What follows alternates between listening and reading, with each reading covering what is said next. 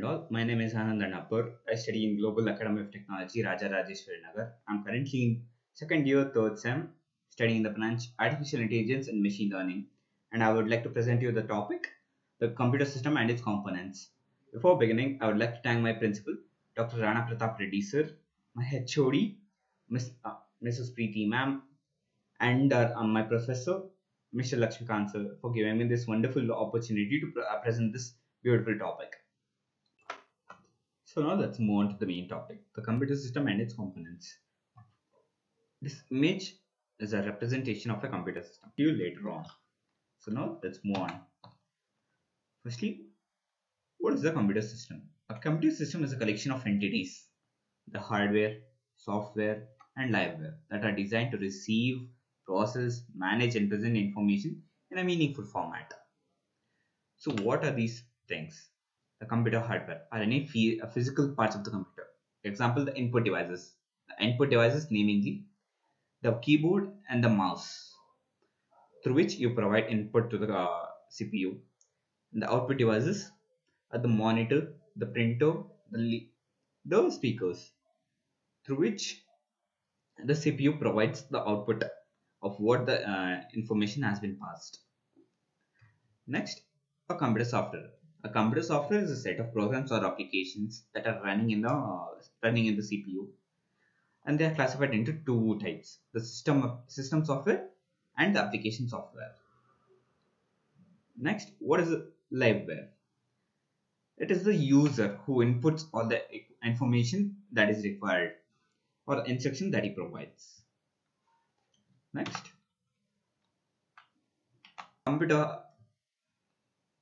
a computer hardware. A computer hardware refers to the physical, tangible computer equipment and devices which provide support for the major functions such as input processing, output secondary storage for data and programs, and communication.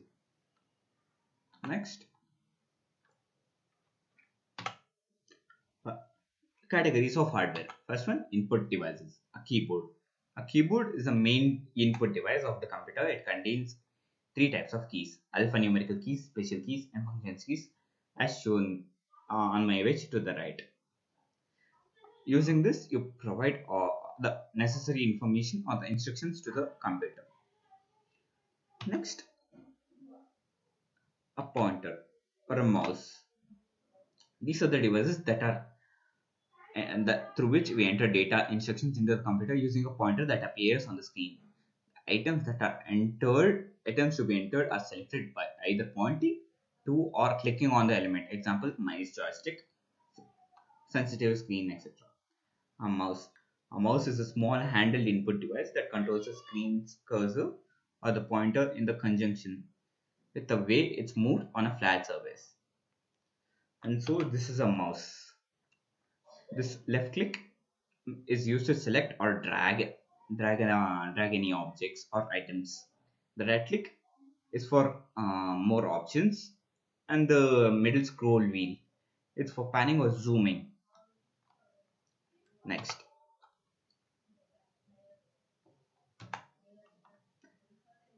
and lastly, scanning. These are the devices that are used to capture an object or document directly from the source. They're classified according to the technology used to capture: scanners or document readers. These are the types of scanners. Next, the CPU or the central processing unit.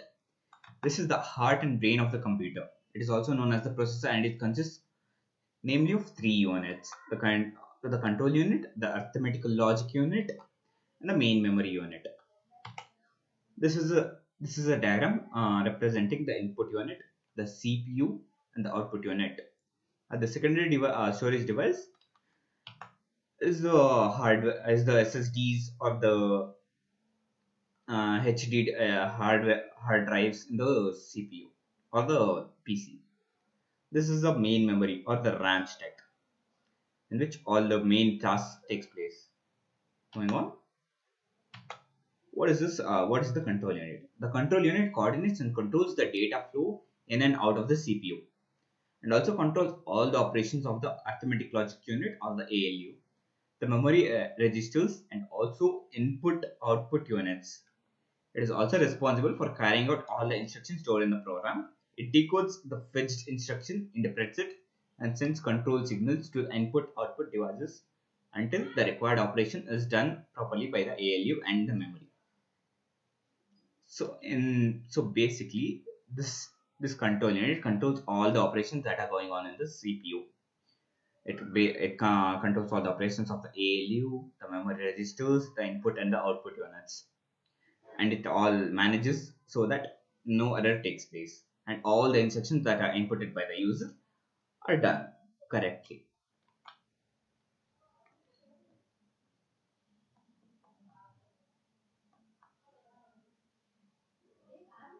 And it is also called the nervous system or the brain of the computer. Next, the arithmetical logic unit.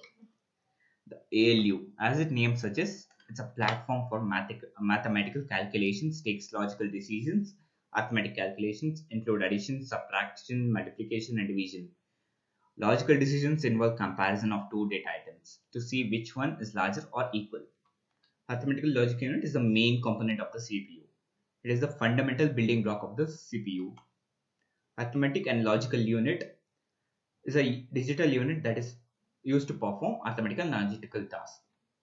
So basically, this is the part where all the logical or all the decisions takes place, namely the mathematical and the logical decisions.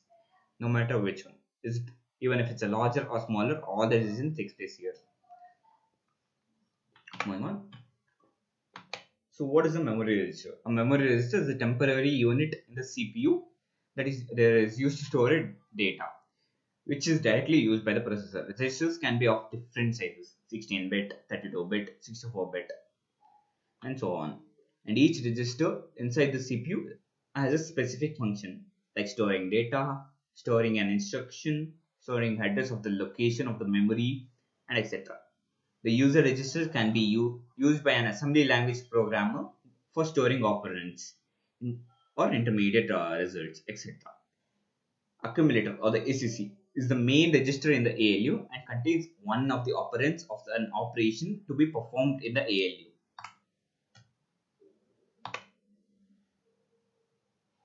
This is the primary storage of the computer. This is so basically in the memory register all the firstly basically in the memory register the main process takes place. So all the data that are entered, cut this, cut this. Moving on, the peripherals of the computer system. Now let's move on to the motherboard. Now,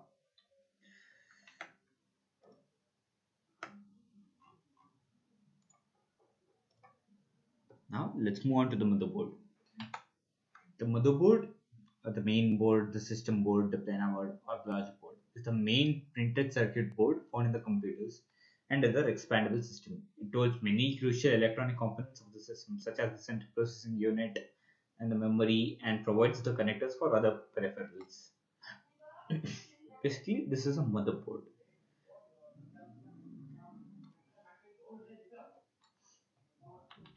Next, the output units. The output units, namely a monitor, printer, speakers, etc. The output units consist of the output devices that are attached to the computer. It converts the binary data coming from the CPU to human understandable form. The common output devices are monitor, printer, plotter, etc. The output units display or prints the process data in a user-friendly format. The output in the output unit is formed by attaching the output devices of a computer.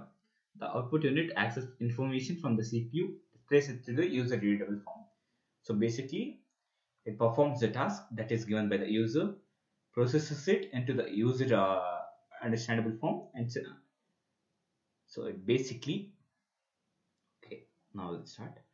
So this basically performs the task given by the user, and the CPU sends the signals to the output unit. The output unit converts the signals into the human understandable form, namely audio such as headphone or speaker, or the printer in a visual format or the monitor, etc.